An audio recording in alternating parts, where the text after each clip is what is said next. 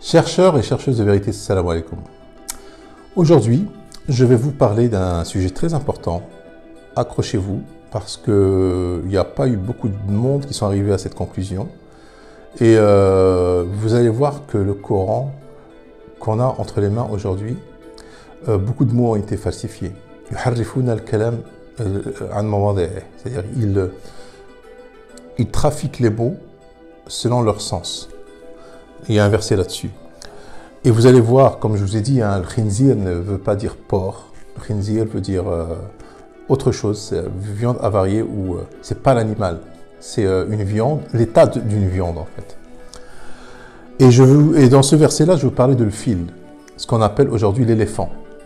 Bon, dans le monde arabe, aujourd'hui, tu écris el-fil, tout de suite dans sa tête, le fil, c'est cet animal qui a une trompe, des oreilles, des grandes oreilles, qui vit en Afrique ou en Asie. Mais en réalité, dans le Coran, el-fil, ashab el-fil, ça n'a rien à voir avec cet animal. Cet animal a été mentionné le mot fil qu'une seule fois dans le Coran. Et comme je vous ai expliqué dans l'autre verset où je parlais de khinzir, quand Allah nous parle d'un animal, il nous parle de sa fonction, de ce qu'il fait. Par exemple, les oiseaux, ils volent dans l'air. Le serpent, le bâton de Moïse, c'était un bâton qui s'est transformé, donc il ressemble à un bâton, c'est un serpent. Les bestiaux qu'on mange, c'est-à-dire les vaches, les brebis et tout ça, bon, les poissons, c'est dans l'eau. Il nous parle du chien, on s'en sert pour chasser. Il nous parle de beaucoup d'animaux, Allah dans le Coran. Il nous parle du chameau qui nous sert à traverser le désert. Donc quand il nous parle d'animal, il nous parle en fait de sa fonction, de ce qu'elle nous sert. Mais quand il te donne un mot, moi je suis même pas sûr que qiradatan wa khanazir, que qiradatan ça veut dire singe. Je suis même pas sûr que ça veut dire singe. C'est pas parce qu'il a dit qiradatan khasi'in que ça veut dire des singes abjects. Je suis pas sûr que qiradatan veut dire singe, parce que ça a été mentionné 2 fois dans le Coran, et Allah ne nous a pas donné sa fonction. Voilà, donc nous allons comment dire, déterminer ce que veut dire le mot fil dans ce Coran, dans le Surat al-Fil justement, dans le Coran. Alors je vais vous lire tout de suite le verset. A'udhu billahi minash shaitanir rajim, bismillahir rahmanir rahim. Alam tara kayfa fa'ala rabbuka bi ashabil fil. N'as-tu pas vu comment ton Seigneur a fait des gens de l'éléphant? C'est comme ça qu'ils l'ont traduit eux. C'est traduit partout comme ça, l'éléphant. Les gens de l'éléphant. Bi ashabil fil. Donc moi, j'attire votre attention sur le mot ashab, c'est-à-dire les gens. C'est très important. Elle est là la clé. Mais ashab el-fil, c'est-à-dire les gens de el-fil. Donc nous, le fil, on ne sait pas ce que c'est. On ne sait pas si c'est cet animal qu'eux ils font référence avec une trompe ou c'est autre chose. N'a-t-il pas rendu leur ruse complètement vaine? Et envoyé sur eux des oiseaux par volée. Donc il ne s'agit pas d'oiseaux. Tayran, ça ne veut pas dire oiseau. Tayran, dans ce verset-là, veut dire autre chose. Vous allez voir par la suite. Qui leur lançait des pierres d'argile. Et il les a rendus semblables à une paille mâchée. Donc, on va essayer de comprendre à travers d'autres versets que veut dire ashab. Si j'attire votre attention que le mot ashab dans le Coran a été cité plusieurs fois, et à chaque fois, il a cité avant un lieu. Ashab al-Ras, ashab al-A'raf, ashab al-Jannah, ashab al-Jahim, ashab, il y a toujours ashab sept. Bon, sept c'est lié à l'espace-temps, c'est-à-dire au temps, c'est-à-dire c'est le jour du repos. Mais c'est toujours lié à l'espace-temps en fait, à un lieu ou à un jour. Ashab sept, c'est le jour du repos. Sept, c'est-à-dire la sabbat des Juifs. C'est le jour où ils doivent se reposer. Donc, on y va, surat al-Furqan, A'udhu billahi minash shaitanir rajim, bismillahir rahmanir rahim. Et les Ad, le 38, les Tamud, les gens d'Arras, et de nombreuses générations intermédiaires. Donc, les Ad, c'est un peuple, les Tamud, c'est un autre peuple, et les gens d'Arras, c'est un peuple, hein, mais qui habitait dans cet endroit qui s'appelait Ras. Ras, c'est un endroit, c'est un lieu. C'est pour ça qu'il dit Ashab al-Ras. Après, dans la sourate Al-A'raf, vous allez voir, là, c'est très explicatif. Dans le 48, et les gens d'Al-A'raf, appelant certains hommes qu'ils connaissent par leurs traits caractéristiques, disant, alors, les gens de l'A'raf, donc jusqu'à la fin du verset. Donc, les gens d'Al-A'raf, c'est un lieu, le jour de la résurrection. Vous allez voir par la suite, après il y a le 49, et après il y a le 50. Dans le 50, qu'est-ce qu'il dit Allah? Et les gens du feu crient aux gens du paradis, déversez sur nous de l'eau ou de ce qu'Allah vous a attribué. Ils répondront, Allah les a interdits aux mécréants. Et les gens du feu, c'est-à-dire les gens du feu, c'est-à-dire c'est des gens qui sont dans l'enfer. Ashab, il y a le mot ashab avant, dans l'enfer. Qui appellent les gens qui sont dans le paradis, ils sont à l'intérieur du paradis. Afaydu alayna, donc déverser sur nous de l'eau, ou ce que Allah vous a attribué. Donc, Ashab al-A'raf, c'est des gens qui sont dans un lieu. Ashab al-Jannah, c'est des gens qui sont dans un lieu, et Ashab al-Nar, ce sont des gens qui sont dans un lieu. Donc, le mot Ashab toujours définit un lieu. Donc, Ashab al-Fil, c'est un lieu. Il ne s'agit pas d'éléphant ou d'animal. C'est comme l'ahm al-khinzir. Ce n'est pas un animal, mais c'est l'état de cette viande. Son état, comment elle est? Elle est puante, elle est avariée. Donc, pas parce qu'il y a un mot bizarre dans le Coran qu'on va toujours inventer un animal et on va dire ben, il s'agit de cet animal-là. Bon, c'est vrai que par la suite, puisque le Coran prédomine avec l'évolution des générations, le fil est devenu connu dans le monde arabe. Le fil, c'est cet animal qui a une trompe aujourd'hui. Mais peut-être à la base, à l'époque du prophète, le fil ne voulait pas dire ça. Ashab le fil, peut-être qu'ils ne savaient même pas à l'époque du prophète à quoi ressemblait, c'était quoi un éléphant. Parce que peut-être dans leur région, ça n'existait pas. Il n'y avait pas Internet, les livres qu'on a aujourd'hui. Même si un animal est à l'autre bout du monde, on sait à quoi c'est quoi. Par exemple, l'ours. Moi, j'avais jamais vu d'ours polaire. Je sais que l'ours polaire, c'est un animal, un grand animal, voilà, avec une fourrure blanche et ainsi de suite. Mais j'en ai jamais vu. Je veux dire, si j'en ai vu une fois aux zoos. Mais bon, voilà, ils n'avaient pas des zoos à l'époque du prophète. Hein. Bon, bref. Donc, Ashab, on va traduire le verset. La sourate, pardon.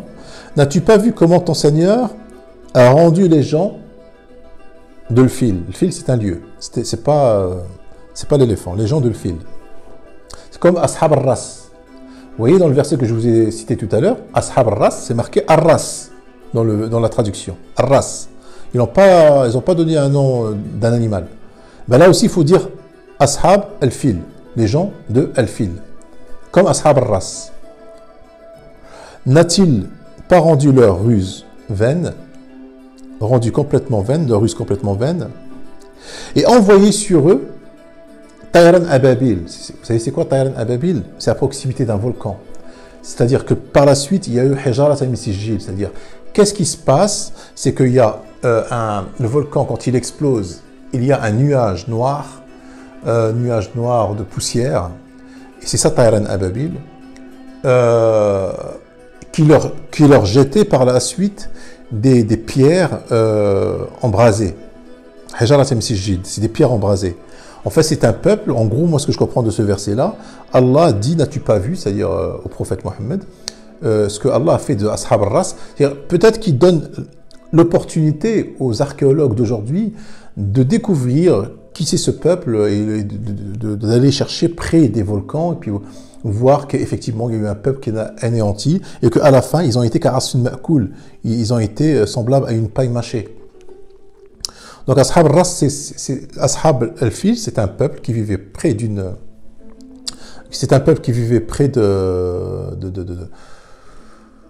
volcan. Par la grâce d'Allah, le volcan s'est réveillé, il y a eu un nuage par-dessus eux, ce qui est Tayran Ababil, qui leur a jeté ensuite des...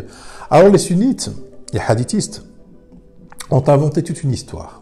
Alors il y a eu d'abord l'histoire d'Abraha. Abraha, c'était qu'un homme, un roi très puissant qui vivait au Yémen.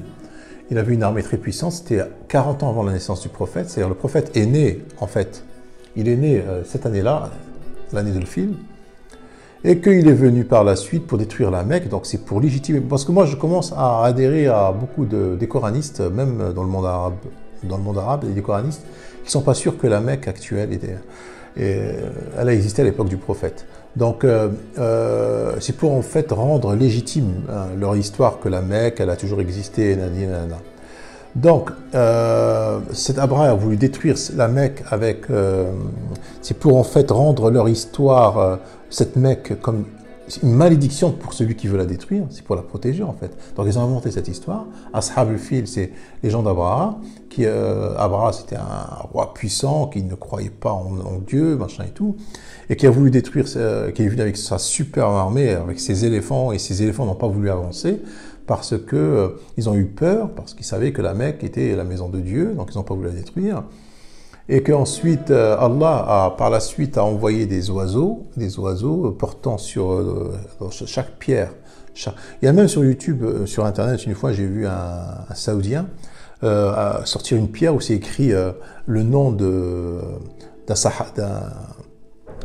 contradicteur du prophète, d'un kafir. Je ne sais plus si c'était Abou quelque chose, et il a vendu 2 millions de dollars cette pierre, parce qu'il a dit que cette pierre, c'était elle a été envoyée par ces oiseaux-là, et elle a tué ce mec-là, il y a son nom dessus. Peut-être que ça ruse, je ne sais pas, peut-être qu'il est devenu millionnaire, tu sais, avec les mensonges, aujourd'hui on peut tout... Bref... Voilà, et puis par la suite, ils les ont anéantis, puis, et que le grand-père du prophète, quand Abraham est venu vers lui, il lui a dit, vraiment une belle histoire, une histoire d'Hollywood. Hein. Sérieusement, les Arabes, c'est les champions. Je ne comprends pas pourquoi les Américains sont les premiers aujourd'hui dans l'art cinématographique, mais les Arabes, ils sont beaucoup plus forts. Hein. Alors le grand-père du prophète, il a rencontré Abraha, il lui a dit Abraha, comment se fait-il que tu me parles de tes chameaux, que je viens, moi, que je dois te rendre tes chameaux que je t'ai enlevés, et toi, tu me parles, et tu me parles même pas de la Mecque. Il m'a dit, les chameaux sont à moi, ça c'est la réponse du grand-père du prophète. Les chameaux sont à moi, tu dois me les rendre. Mais en ce qui concerne le Kaaba, c'est la maison de Dieu, il la défendra lui-même. Donc vous voyez, il y a une beauté dans l'histoire, alors que la sourate, elle veut rien dire. Elle veut rien dire de tout ça, franchement. Ça n'a rien à voir avec cette histoire de dormir debout. Ça n'a rien à voir. C'est une sourate qui parle d'un peuple qui vivait et qu'il ne s'agit pas d'éléphant. Le mot éléphant n'a pas été prononcé dans le Coran une seule fois. Une seule fois. Qu'il s'agit d'un peuple qui ont vécu près d'un volcan et qu'ils ont rusé et que Allah a rendu leur ruse vaine en envoyant sur eux le volcan. Il veut t'expliquer par là aussi, Allah, qu'il punit aussi par tous les moyens. Tous les moyens sont possibles. Tu n'es pas en sécurité sur terre. Hein. Si tu fais du mal, si tu sèmes la corruption, la terre peut trembler, un volcan peut se réveiller. Voilà, il t'explique ça à travers ce Coran. C'est-à-dire, reste humble. Ne sois pas transgresseur. C'est-à-dire, tu es petit, tu es vulnérable. Allah a tout dans sa disposition pour te punir. Là, il a...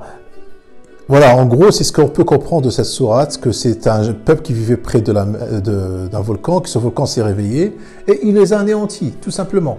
En gros, c'est ça, il les a anéantis, et que toi, c'est-à-dire que moi, aujourd'hui, je suis là, je suis en sécurité, la terre peut trembler, puis se fissurer, puis tout peut arriver. Donc Allah peut me punir.